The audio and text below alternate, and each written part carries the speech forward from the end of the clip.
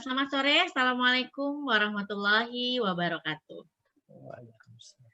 Ya, sahabat Keke seluruh Nusantara, saya sesi kedua, yaitu melanjutkan, tadi sudah bahas tentang bagaimana kita menjaga mental supaya kita tetap, sehat mentalnya, kemudian itu menyebabkan kita bisa, lebih merasa bahagia, ya.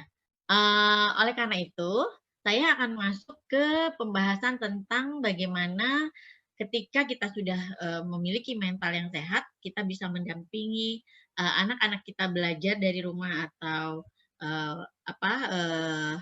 home learning atau PJJ namanya ya.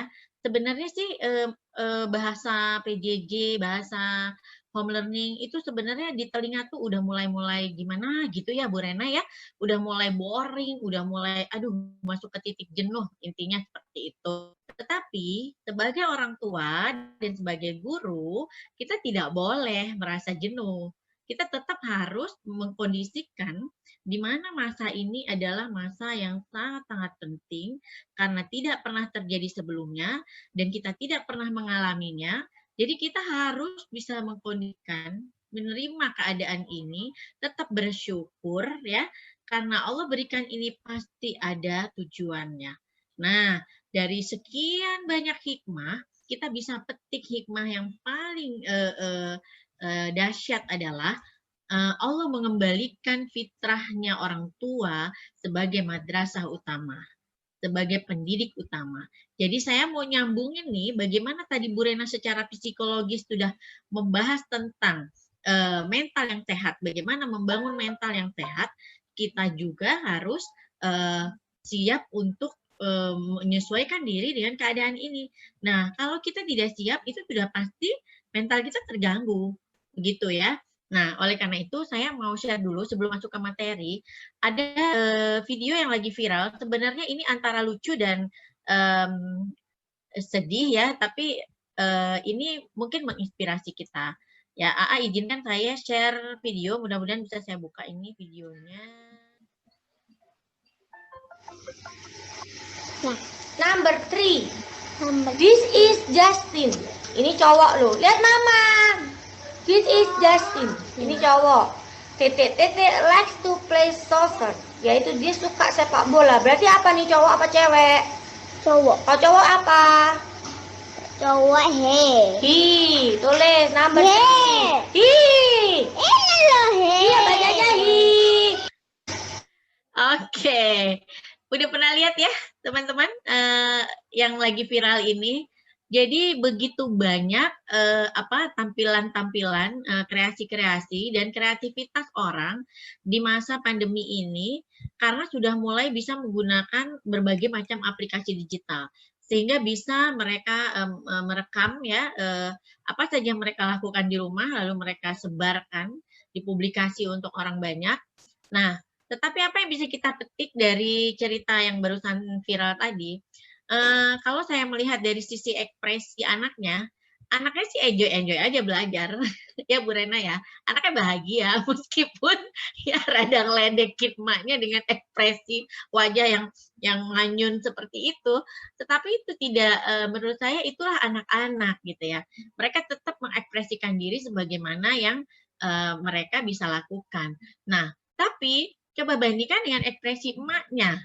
Nada suaranya, ya, apakah mental emaknya masih sehat? Walau bin tawab ya, kita nggak ngelihat wajahnya, tapi tekanan suara itu yang udah tinggi, yang berdebat dengan anak. Menurut anak itu he, kenapa? Kenapa? Teman-teman tahu tidak? Kenapa dia membacanya he? Karena anak usia dini itu konkret, apa yang tertulis itulah yang dibaca. Jadi Mbok ya tuh sebelum ngajarin bahasa Inggris sama anak, ngajarin bahasa ibu yang benar, bahasa Indonesia yang benar. Sehingga ketika dia belajar bahasa Inggris, kita ngasih tahu itu ada aturan membaca. Dan untuk anak usia dini belum bisa seperti itu. Ya, jadi sama-sama kita pahami dari sisi tahap perkembangan, dari sisi emosional, bahwa anak usia dini ini saya pikir ini masih kelas 1, kelas 2 ya. Jadi masih bisa jadi contoh ketika dia membaca apa adanya. Nah, anak ini salah nggak menurut teman-teman? Kalau menurut saya nggak salah, tapi mamanya terus getol sekali untuk membetulkan dengan cara mamanya. Tapi harusnya membetulkan dengan cara memberikan knowledge atau pengetahuan. Ya, sehingga BDR itu berjalan ritmenya enak gitu.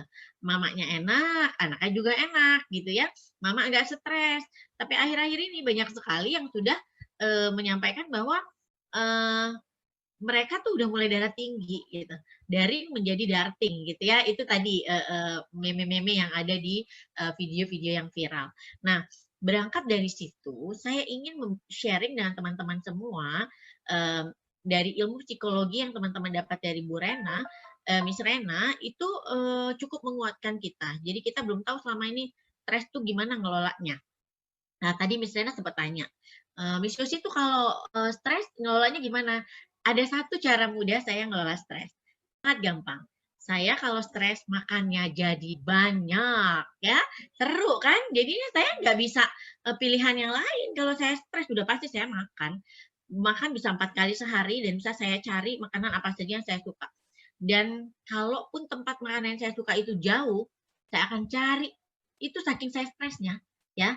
Kalau saya stres nemuin makan yang paling saya suka seperti mie Aceh, sate Padang, apalagi ya, soto Padang. Wah, udah pasti saya hilang stresnya. Ya, oke, begitu ya teman-teman. Jadi galilah diri kita masing-masing, para guru dan orang tua, ayah dan bunda. Kalau kita merasa tidak nyaman, kita merasa stres, apa yang membuat kita merasa bisa lebih nyaman, itu kita lakukan. Ya, jangan malu-malu. Kalau makannya ngabisin ngorek kantong kita dong ya, mau nggak mau kita kan harus lepas dari stres itu sendiri gitu. Yang bisa menolong diri kita adalah kita sendiri. Nah, selain kita menolong diri kita, yang paling utama saat ini kita adalah menolong anak-anak kita. Karena mereka tidak bertemu langsung dengan gurunya, maka kitalah yang harus menjadi teman belajar mereka, teman kita, dan jadikan kita ini teman bagi mereka. Jadi nggak seperti tadi ya, ngotot-ngototan kita ya. Oke, saya akan share. AA bantu share bisa, AA? Ya. Oke. Oke, terima kasih. Nah, jadi topik kita setelah mengelola mental yang sehat, kita harus bahagia, maka mendampingi anak juga belajar dari rumah itu harus bahagia, ya. Nah, menjadi guru dan orang tua bahagia untuk anak agar tumbuh kembang maksimal, ya. Walaupun masa pandemi, kita tidak ingin anak kita menjadi bodoh, anak kita menjadi terbodohi, ya, gara-gara mereka tidak belajar. Nah, kita lihat di bawah sini. Ini lewat, ya. Next. Nah, tujuan kita membahas materi adalah untuk menjadikan kita sebagai guru yang bahagia dan mulia, kemudian menebar bahagia untuk orang tua dan keluarga, menghadirkan bahagia untuk anak-anak, dan mendukung pembelajaran bermakna di rumah yang membahagiakan anak-anak. Nah, tentunya kita harus bahagia dulu kalau kita mau membagi bahagia untuk orang lain. Tapi kita nggak bisa paksa orang lain bahagia, ya. Nah, cara-caranya kita cukup memberikan aura positif yang menunjukkan kepada orang-orang bahwa kita memberikan aura bahagia itu. Terlepas mereka mau ikut bahagia dengan kita atau tidak gitu ya. Jadi kalau saya bahasanya gini, saya punya grup ya, grup kece saya yang hari ini hadir semua, luar biasa, tim-tim hebat ini. Jadi saya kalau bahagia, saya langsung teriak di grup tuh, hai cantik, saya mau bagi bahagia saya boleh? Nah gitu, semuanya langsung datang. Oke, Bunda mau bagi apa gitu ya. Jadi kita harus ekspresikan kebahagiaan itu. Dan kesedihan kita juga boleh kita ekspresikan. Saya lagi sedih, saya juga ngomong. Nah, teman-teman, saya lagi sedih. Saya lagi kecewa.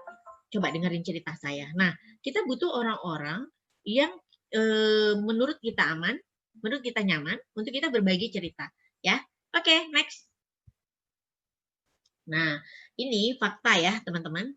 Apa yang terjadi akhir-akhir ini, saya tidak perlu berlama-lama di sini, karena memang kita tahu bahwa semua anak, semua siswa dalam dunia pendidikan mengalami pengaruh atau terpengaruh oleh kondisi pandemi, ya, kondisi COVID-19 ini dikeluarkan oleh UNESCO. 91%, hanya 9% yang tidak terpengaruh. Coba bayangkan. Oke, lanjut, next. Nah, kemudian pemerintah mengeluarkan ini ketika pandemi masuk Indonesia, belajar jarak jauh. Kita semua tergagap-gagap. dan kita bingung bagaimana caranya dan tidak bisa dilaksanakan semua daerah. Sebab apa? Belajar jarak jauh menggunakan internet, menggunakan jaringan. Sedangkan kita saja di webinar yang ada di sini terkadang terkendala dengan internet, tiba-tiba bleb bleb bleb jaringannya ya. Oke, jadi sehingga kita harus punya banyak cara untuk mendampingi anak kita BDR atau home learning tersebut. Nah, apa saja yang harus diberikan dalam home learning? Kita tidak perlu mencapai target kurikulum yang tinggi atau maksimal atau normal. Karena ini kondisinya nggak normal. Jadi ibu dan bapak guru harus kreatif, harus inovatif. Bagaimana caranya si kurikulum ini kita olah di sekolah kita masing-masing supaya kitanya nyaman belajar, mengajarkan anak-anak nyaman belajar dengan kita dan tujuan pembelajaran tercapai. Maka di dalam surat edaran ini udah lama banget ketika awal Maret ya, surat edaran nomor 4 tahun 2020 ini khusus menyampaikan tentang bagaimana proses pembelajaran.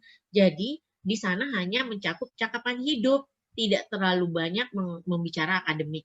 Tapi ya, baru beberapa waktu yang lalu, Mas Nadiem selaku Kemendikbud mengeluarkan yang namanya penyesuaian kebijakan. Next, ya, saya tidak copy di sini, tapi nanti teman-teman bisa cari, ya. Penyesuaian kebijakan itu namanya kurikulum darurat.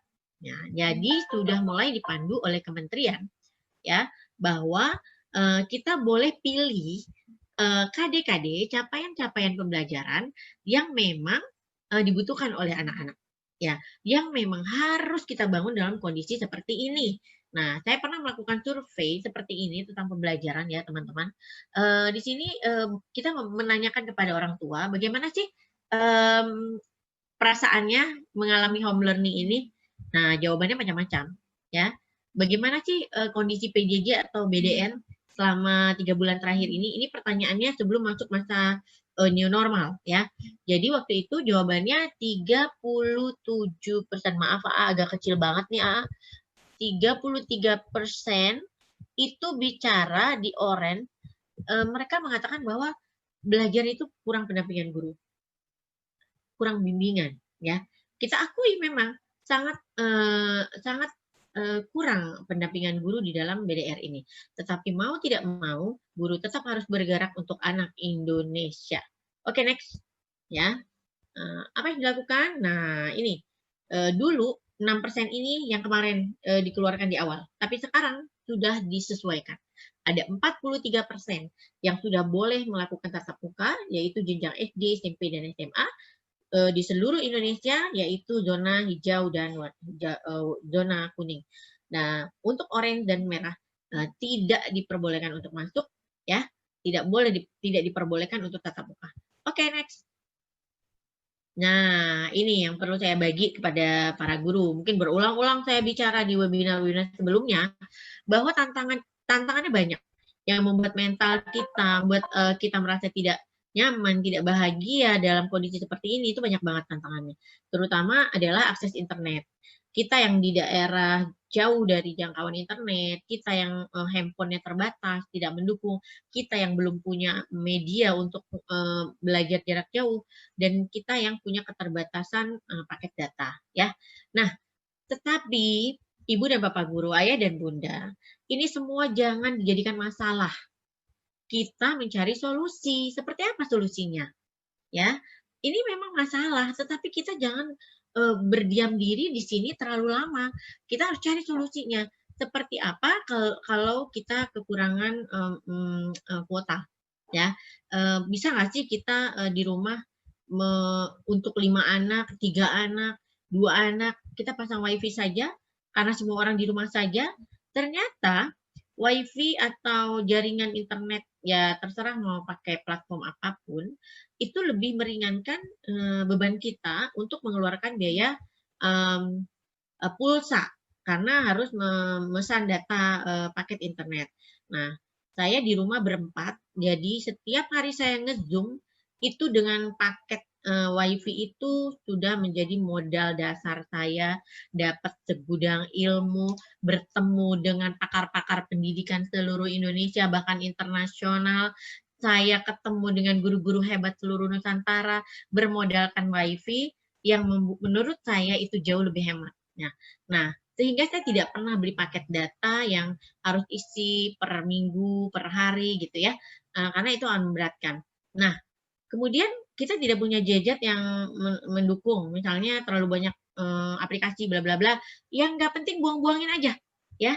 Kita ambil yang penting-penting. Yang penting saat ini adalah aplikasi Zoom, oke. Promosi, enggak sih, enggak promosi, tapi karena memang ini sering dipakai, lebih familiar ya. Jadi itu aja yang ada. Terus aplikasi apa lagi? Canva. Kita mau edit-edit foto anak-anak mau dikirim ke gurunya. Ya udah itu aja. Canva juga cukup berat.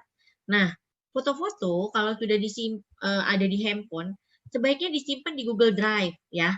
Nah, ini solusi loh yang saya tawarkan. Supaya kita tidak mentok di masalah. Handphone kita tidak mendukung, tapi dengan kita bisa memanage-nya dengan baik, maka kita akan bisa mencari solusi-solusi yang tepat. Oke, next. Solusinya ini.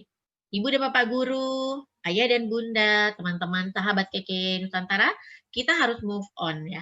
Nah, ini tepat sekali sekarang kita berada di bulan Muharram, di mana Rasulullah mengajarkan hikmah hijrah kepada kita, bagaimana selalu senantiasa untuk move on, selalu berubah, melakukan suatu hal yang baru, melakukan sesuatu yang berbeda ya. Jadi yang pertama kita harus punya sikap di era digital ini. Sikap apa? Responsif ya. Kita merespon apa yang sedang terjadi hari ini. Bagaimana cara menghadapinya. Kemudian kita lihat dunia saat ini, dunia yang bisa menunjukkan kepada kita kondisi ini hanya dunia virtual. Kenapa? Kita nggak bisa ketemu orang di seminar-seminar. Kita tidak bisa ketemu orang secara langsung. Jadi kita responlah apa yang sedang berkembang, yang sedang tren kalau kata orang ya. Lalu kita beradaptasi. Nah, kalau ada sampai hari ini guru-guru atau orang tua yang nggak mengenal apa itu virtual, tidak mengenal apa itu dunia online secara seperti ini, berarti dia sudah jauh tertinggal sejak 3 bulan yang lalu. Ya, nah. Kenapa kita perlu responsif, beradaptasi? Karena kita tahu bahwa kita harus mengikuti perkembangan zaman. Didiklah anakmu sesuai dengan zamannya, karena mereka hidup bukan di zamanmu. Zaman kita dulu, kita main karet, kita main kelereng, kita main petak umpet. Zaman sekarang, anak-anak pakai gadget, mainnya pakai jari. Walaupun main petak umpet, maupun masang puzzle-puzzle, tapi semuanya hanya di benda kecil itu. Kalau kita dulu semua tubuh kita terolah, semua ekspresi kita terolah, bagaimana cara kita bersosialisasi pun terolah. Nah, itu membuat kita dulu jauh lebih ruang geraknya lebih banyak. Nah, sedangkan anak-anak sekarang dengan dunia digitalnya, dengan ujung jarinya ini, semua bisa dia akses. Oleh karena itu, kita harus mengikuti perkembangan ini supaya kita tidak ketinggalan. Oke, selanjutnya kita harus kreatif. Belum masih di situ. Kita harus kreatif dan inovatif. Apapun yang sedang kita respon, apapun yang kita lihat, minimal kita bisa mengkreasikannya, minimal meniru. Minimal ya, kreativitas orang-orang tuh bisa kita tiru. Misalnya, kok bisa sih mamanya si Anu bikin foto di kolase-kolase cantik, terus video-videonya itu gimana ya caranya? Nah, kita boleh bertanya, jangan malu-malu. Lalu kreativitas kita adalah ada imitasi, tapi kita naik level, kita kolaborasi, kita bicara dengan banyak orang, ini gimana caranya? Kita belajar, akhirnya kita mulai mengkombinasi dengan yang lain, meniru, tapi kita sedikit melakukan elaborasi. Nah, setelah itu kita naik lagi levelnya, mulai menciptakan sesuatu yang berbeda ya. Oke, terus kita perlu kolaborasi dengan orang lain, perlu komunikasi seperti yang Bu Rena sampaikan tadi. Ini sangat penting untuk menjaga mental kita, membuat kita jauh lebih punya link atau berhubungan banyak dengan orang lain, maka kita perlu membangun komunikasi. Oke, skill ini harus kita miliki, teman-teman. Oke, next. Nah, ini saya sampai jam 5 ya, kurang lebih 10 menit. Nanti, iya, 10 menit ya, ya. Ya, 10 menit. Nanti kita akan masuk ke pertanyaan atau diskusi. Nah, ini sedikit banyak menyinggung tadi tentang orang tua ya. Kalau kita menyadari bahwa pendidikan itu adalah kewajiban orang tua dan terdidik itu adalah hak anak, maka kita tidak akan pernah mengatakan, aduh kapan sih sekolah, bosen sekali dengan keadaan ini, kenapa sih harus seperti ini. Jadi kita akan menjadi orang yang bersyukur dan kita akan mengurangi keluhan. Sebab kalau kita terus mengeluh, ya tadi imun kita menurun, kemudian mental kita jadi sakit-sakitan, ya kita mudah stres, kita mudah merasa bersalah, merasa tidak mampu, merasa tidak berdaya, akhirnya kreativitas kita itu terhambat, ya. Itu yang menyebabkan mengapa kita harus tetap bersyukur dengan keadaan ini, di mana bahwa Allah itu sebenarnya sedang meletakkan kita ke posisi kita loh, gitu. Tetapi apakah kita siap? Nah, itu kembali ke kita. Maka untuk siap itu kita perlu banyak belajar, kita banyak merespon beberapa keadaan ya yang ada, yang berada di lingkungan saat ini. Nah, kita sadari betul bahwa orang tua itu adalah teladan, modeling. Dari siapa kita belajar ini? Dari Rasulullah SAW. Ya, kemudian kita adalah pendidik. Dari mana kita menyadari bahwa ini adalah peran kita sebagai seorang orang tua dan sebagai guru? Yaitu memang semua yang kita lihat ini landasannya adalah Al-Quran dan hadis. Maka inilah patokan kita yang selalu membuat kita menjadi manusia yang bersyukur. Oke, next. Nah, ini dia. Karena kita adalah madrasah utama bagi anak kita, buatlah senyaman mungkin suasana rumah untuk belajar. Ya, buat aturan bersama. Contoh misalnya saya punya anak memang sudah besar, tidak lagi anak usia dini, tapi sudah menjelang remaja kelas 6. Tetapi dari dia PAUD, dari dia masih playgroup, saya sudah memberikan tanggung jawab kepada dia, terutama tanggung jawab belajar. Ya, kalau mendidik itu tanggung jawab kita, tapi tanggung jawab belajar itu ada di anak. Terus kita tugasnya adalah guidance. Kita memandu anak-anak untuk belajar sesuai dengan apa yang menjadi haknya dia dan apa yang harus dia tahu. Nah, oleh karena itu, kita harus menjaga semua itu. Apa yang kita jaga? Kebersihan, di rumah itu harus nyaman, bersih. Menjaga apa lagi? Kesehatan. Terus yang terakhir, menjaga perasaan. Nah, kenapa kita harus jaga perasaan?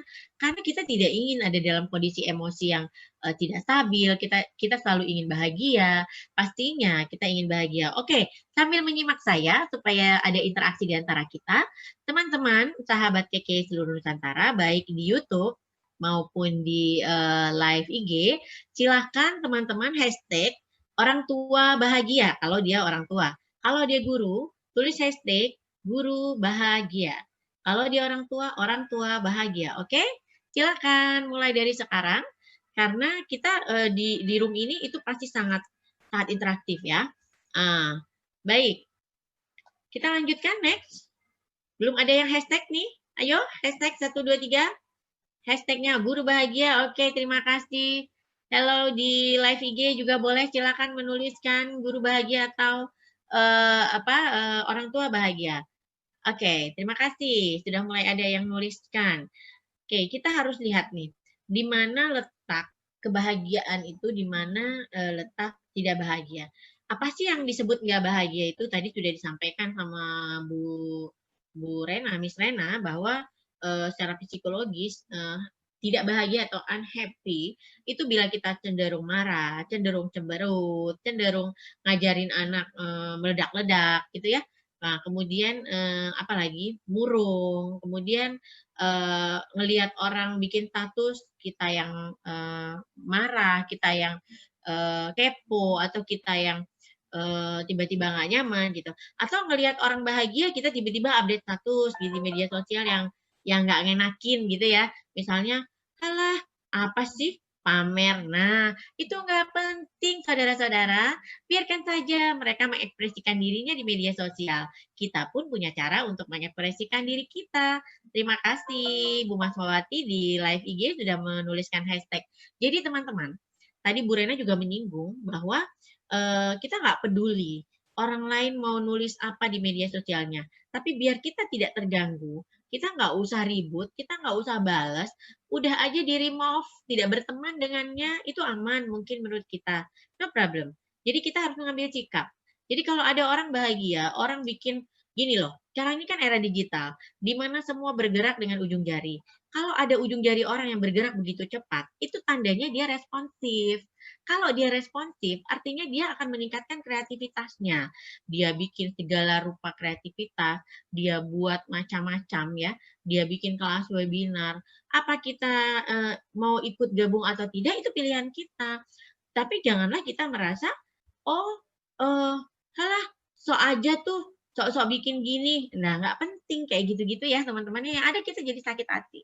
Mendingan nggak usah, kita bikin diri kita happy. Dia mau bikin update status terserah, dia mau bikin update status apapun. Yang penting tidak berurusan dengan kita, hati nurani kita.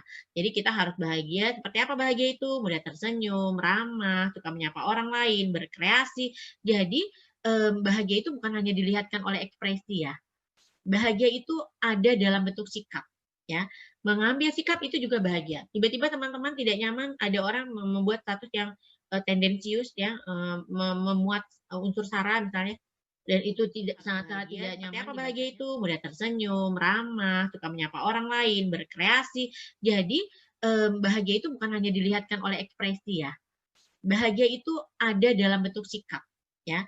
Mengambil sikap itu juga bahagia. Tiba-tiba teman-teman tidak nyaman, ada orang membuat status yang tendensius ya, memuat unsur sara misalnya, dan itu sangat-sangat tidak nyaman dibacanya. Ya udah remove aja, itu ambil sikap, itu orang bahagia. Tapi kalau orang yang tidak bahagia, dia akan terus saja baca, terus sambil gedumel sendiri gitu ya. Nggak baik untuk diri kita. Jadi bahagia itu banyak sekali. Suka berbagi ilmu itu bahagia ya. Kemudian ada hal-hal baru yang dia ciptakan, itu bahagia.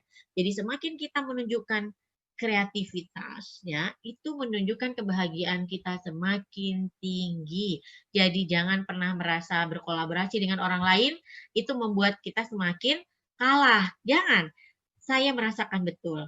Hari ini teman-teman, berawal dari 3 orang tim. Bu Eva dan Bu Yati itu adalah tim pertama saya dalam mengelola webinar. Kemudian saya berkolaborasi dengan Miss Keke. Itu ada 5 Miss Keke yang masih muda-muda, dan di situ di dalamnya banyak sekali orang-orang smart. Kemudian saya berkolaborasi dengan Amirza dari Saung Mirza yang luar biasa, dengan Miss Rena, dan banyak lagi, termasuk di dalamnya profesor saya, guru besar saya, Profesor Pasti Jalal, beliau Rektor Yarsi, dan kami sudah mulai berkolaborasi. Semakin kita berkolaborasi dengan banyak orang, semakin mengeluarkan aura bahagia kita. Oke, setuju ya? Oke, kalau setuju boleh hashtag lagi, setuju. Semakin hari kita makin banyak berkolaborasi dengan orang lain, jangan merasa diri kita yang paling hebat, jangan merasa diri kita yang paling harus ditiru, tapi lakukanlah sebanyak mungkin kolaborasi dan komunikasi. Oke, next. Saya agak ngebut, tinggal 2 menit. Nah, di era transformasi new normal ini, kita perlu melakukan sebuah perubahan perilaku. Perilaku yang kemarin 3 bulan pertama itu akan menjadi normal, bisa jadi. Ya, webinar-webinar ini tren di masa pandemi, kemungkinan di masa yang akan datang ini akan menjadi kebiasaan baru. Itu maksudnya. Jadi teruslah bergerak, teruslah berkreasi, teruslah membangun link dengan banyak orang, karena itu tidak akan sia-sia pastinya. Kita akan melahirkan ide-ide baru, dan kita akan menghadirkan kreativitas tanpa batas. Next, lanjut. Terus sekali hari ini kita bisa berdiskusi bersama. Jadi peran guru dan orang tua menyambut new normal ini sangat banyak ya. Selain membangun attachment ya, bonding dengan anak dengan cara peluk jiwanya, peluk fisiknya ya, berikan simulasi untuk yang perkembangan 6 dimensi kalau anak usia dini ya. Kalau untuk anak SD sudah mulai bisa menentukan sikap, kemandirian, belajar sendiri, punya tanggung jawab ya. Contohnya tadi saya bilang anak saya kelas 6, itu saya sudah kasih tahu jam 7 itu Google Classroom sudah dibuka sama gurunya, artinya dia sudah harus mengambil absen ya, dia sendiri yang mengetik absen di situ bahwa dia hadir, kemudian dia buka apa saja di dalam Google Classroom itu yang dia pelajari. Jadi saya tidak pernah yang merasakan terbebani dengan belajar BDR ini. Terus ketika dia tidak tahu, dia tidak mampu, saya bilang saya juga tidak mampu, yuk sama-sama kita cari di Google ya. Sekarang bah Google dan banyak sekali aplikasi-aplikasi yang bisa membantu kita. Oke, selanjutnya, nah kita akan masuk ke respon, masih di situ AA. Oke, jadi kita harus memperkuat responsif terhadap kondisi saat ini. Tadi saya sudah bahas ya. Jadi kuatkan skill kita, kreativitas kita, lalu kita berinovasi, kita membuat suatu hal baru ya, sehingga ada ide-ide yang lahir dalam diri kita. Misalnya kita bukan seorang pedagang nih, tiba-tiba pandemi, kita kekurangan income. Tiba-tiba ada ide karena kita ngelihat banyak sekali masukan-masukan, banyak sekali tayangan-tayangan makanan, tiba-tiba muncul ide kita ingin membuat bisnis baru, yaitu makanan. Nah, berjualan makananlah kita. Tapi gimana cara jualnya? Nah, kita baca lagi nih, responsif lagi. Ternyata orang-orang tuh berdagang online tuh sangat-sangat ini ya, sangat-sangat potensial ya. Yuk kita coba. Itu artinya kita meniru. Nah, ini terkait dengan materi nanti guru trainer ya. Nah, jadi iklan deh itu ya. Nanti ikut ya guru trainer ya. Itu akan ada insya Allah akan menghadirkan dari ketua OKOC ya. Mudah-mudahan beliau bisa hadir dan berkenan. Nah, itu kolaborasi teman-teman. Jadi bagaimana melahirkan ide-ide kreatif ya dari melihat merespon apa yang ada yang terjadi pada saat ini. Oke, next. Nah, ini hanya penguatan saja bagaimana kita harus mengetahui begitu pentingnya kita menjadi seorang pendidik ya, bahwa bahkan bukan penting lagi, memang ini kewajiban gitu ya. Kewajiban kita menguatkan keimanan anak itu adalah pendidikan dari sisi ruhiyahnya, memperkuat pendengarannya, memperkuat penglihatannya dan hatinya, sehingga anak kita juga menjadi anak yang bersyukur. Ini Allah katakan dalam surat Al-A'raf ayat 172, bagaimana sesungguhnya potensi dasar anak itu sudah ada di dalam dirinya sejak di dalam kandungan, bahwa mereka sudah bersaksi ya, seperti yang kita lihat di layar ini. Saya hanya mengutip terjemahan dari surat Al-A'raf ayat 172, bahwa sebenarnya tugas mulia kita seorang guru, seorang orang tua itu adalah menguatkan ya, menguatkan menguatkan keimanan ya kepada Allah. Bagaimana mereka tahu Tuhannya adalah Allah, memperdengarkan kalimat Allah. Kita bilang misalnya ketika dia marah-marah, kita bilang Allah Maha mendengar. Allah tahu loh sekarang kita lagi bicara yang tidak nyaman. Nah, itu kita menguatkan keimanan anak kepada Allah. Nah, selanjutnya, apalagi tugas mulia seorang guru dan orang tua atau pendidik itu adalah mencerdaskan pendengaran anak, mencerdaskan penglihatannya, ya, mencerdaskan hatinya. Jadi senang bersyukur, jadi suka berbagi. Ketika ada contoh nih di masa pandemi ini, misalnya ada di beberapa blok dari rumah kita tetangga yang kena COVID positif. Dia punya keluarga, anaknya di rumah, orang tuanya terisolasi di rumah sakit. Nah, kalau di luar negeri itu ketika saya ikut webinar internasional, itu mereka mengatakan yang dibangun dalam pendidikan anak-anak di luar negeri itu adalah empati. Jadi mereka tidak mengucilkan, tidak mengasingkan orang-orang yang terkena COVID, tetapi mereka memasakkan makanan di rumah, lalu mereka antar ke rumah orang tersebut, walaupun dia cuma cantelin gantung di pagar, dia tidak bertemu, tapi dia bisa berkabar via WhatsApp, dia bilang bahwa dia sudah mengantar makanan, itu luar biasa sekali. Nah, ini yang harus kita bangun dari anak-anak kita, membangun pendengaran, membangun penglihatan, ya, melihat yang baik-baik, lalu membangun hatinya anak jadi ini. Oke, next. Oke, waktunya masih ada 2 menit lagi. Oke, baik. Nah, jadi ini tadi bonding ya, sudah dibahas sama Miss Rena, jadi saya tidak membahas ini secara psikologis. Next. Nah, ini contoh-contoh pembelajaran yang dimana kita melaksanakannya dengan bahagia. Lihatlah ekspresi ayah ketika membaca, ekspresi anak ketika membaca, ada kolaborasi ayah dan anak membuat proyek-proyek tertentu ya. Oke, lanjut. Nah, ini juga semacam dukungan atau daring yang ada interaksi guru dan anak, dan memang ini tidak mudah karena kita bekerja dengan jaringan. Jadi saya mencoba menggunakan Zoom bersama anak-anak. Memang tidak semua anak masuk, tapi tidak apa-apa, daripada tidak semua anak tidak belajar, daripada semua anak tidak belajar. Jadi kalau ada 6 orang di list hadir, nah maka itu kita sediakan, kita ajak mau menggunakan Zoom hari ini, ayo kita buka kelas, dan anak-anak itu sudah mulai canggih teknologinya dan dia menunggu kapan kelas Zoom-nya dibuka lagi. Oke, next. Nah, ini proyeknya yang saya kolase-kolase, saya menggunakan aplikasi, saya menyebutkan saja aplikasinya karena begitu banyak aplikasi, saya lebih nyaman menggunakan Canva. Nah, setelah saya kolase-kolase, saya kirim sebagai bentuk feedback orang tua, supaya orang tua senang bahwa mereka sudah menemani anaknya belajar dan anak-anaknya sudah disupport. Kita ucapkan terima kasih Mama, Papa, Ayah, Bunda telah membimbing anak-anak di rumah, telah menggantikan posisi kami sebagai guru di rumah. Nah, ini kami berikan hasil karya anak-anak dalam bentuk foto yang dikolase-kolase. Next. Habis? Ya, sama. Ini masih sama. Kita berdialog dengan anak. Ya, ini kalau tidak memungkinkan untuk interaksi secara langsung di dalam daring, kita bisa luring. Ya, luring ini ada salah satu sekolah teman saya di Bekasi yang luring dilakukan dengan mengirimkan bahan-bahan belajar yang dipaketkan kepada anak-anak, langsung diantarkan oleh guru ke rumah dan mereka bertemu, mereka bersapaan, tetapi tetap dengan standar COVID ya, supaya kita tidak mudah tersebar oleh virus COVID, maka kita harus tetap dengan protokol. Tadi yang sudah live, ikut live di live IG saya, terima kasih banyak. Teman-teman yang di YouTube, terima kasih banyak. Nah, ini feedback sudah dikirim oleh Miss Arsy.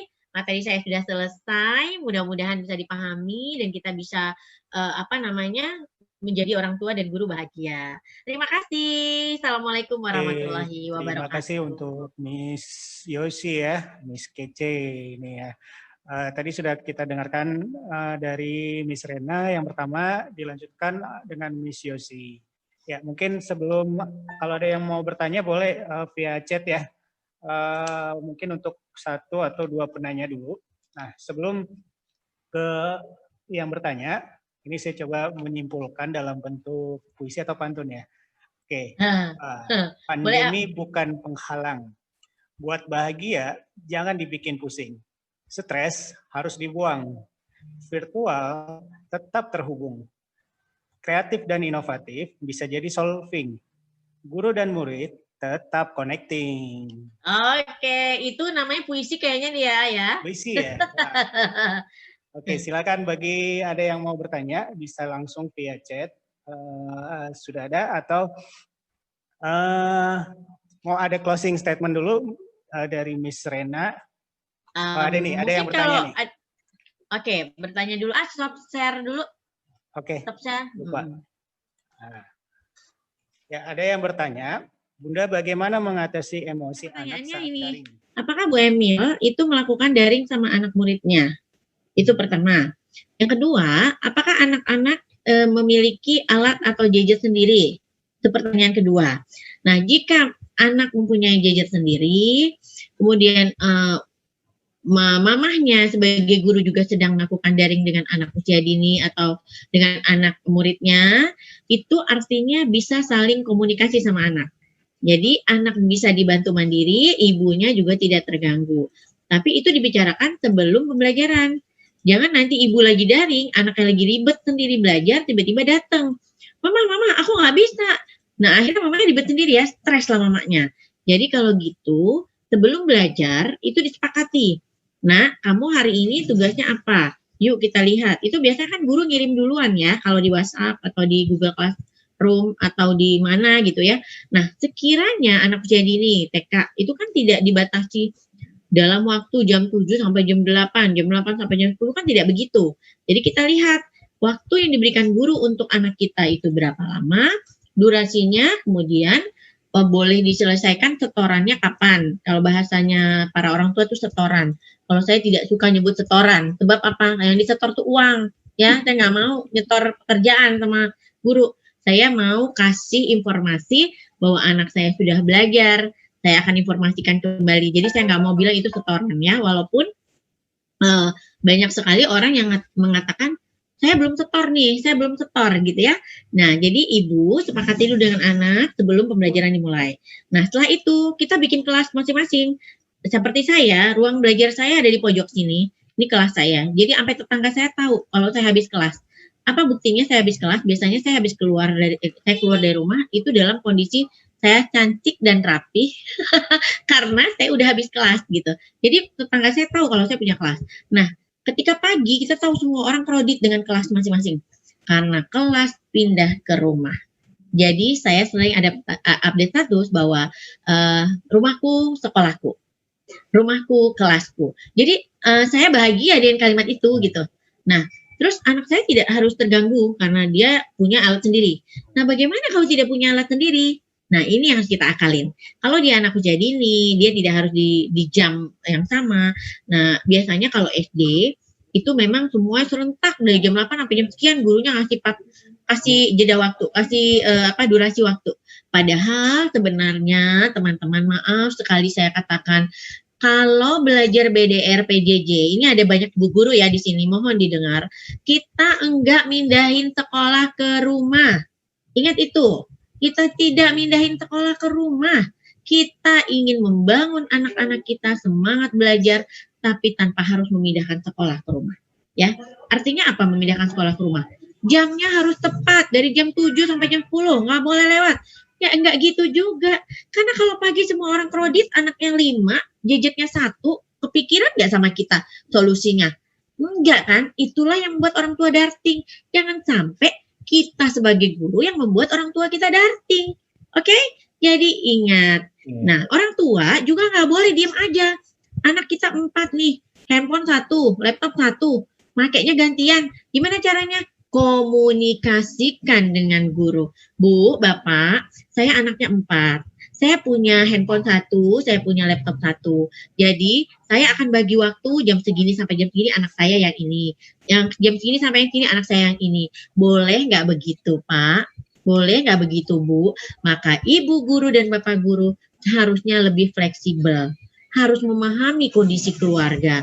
Harus memahami latar belakang anak. Jangan memaksakan diri memindahkan sekolah ke rumah. Ya, oke. Itu mungkin dari saya, AA dan Miss Rena. Terima kasih banyak. Oke, ya. Nah, ini tadi yang sudah live, ikut live di live IG saya. Terima kasih banyak. Teman-teman yang di YouTube, terima kasih banyak. Nah, ini feedback sudah dikirim oleh Miss Arsy. Materi saya sudah selesai. Mudah-mudahan bisa dipahami dan kita bisa menjadi orang tua dan guru bahagia. Terima kasih. Assalamualaikum warahmatullahi wabarakatuh. Terima kasih untuk Miss Yosi ya, Miss Kece ini ya. Tadi sudah kita dengarkan dari Miss Rena. Yang pertama dilanjutkan dengan Miss Yosi. Ya, mungkin sebelum kalau ada yang mau bertanya boleh via chat ya. Mungkin untuk 1 atau 2 penanya dulu. Nah, sebelum ke yang bertanya, ini saya coba menyimpulkan dalam bentuk puisi atau pantun ya. Oke, pandemi bukan penghalang. Buat bahagia, jangan dibikin pusing. Stres harus dibuang. Virtual tetap terhubung. Kreatif dan inovatif bisa jadi solving. Guru dan murid tetap connecting. Oke, itu namanya